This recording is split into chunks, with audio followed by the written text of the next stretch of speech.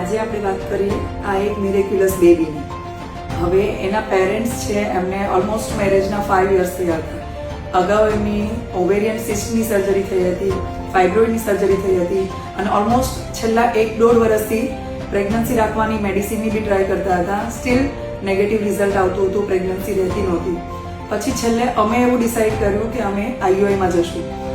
એના first cycle of IUIમાં she got conceived and throughout her pregnancy there is no complications, and today is the day when this miraculous baby has arrived, and congratulations to their parents.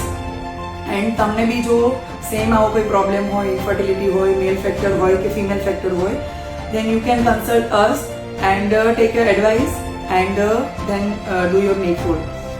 Thank you very much from our team and Mom's IVF Center.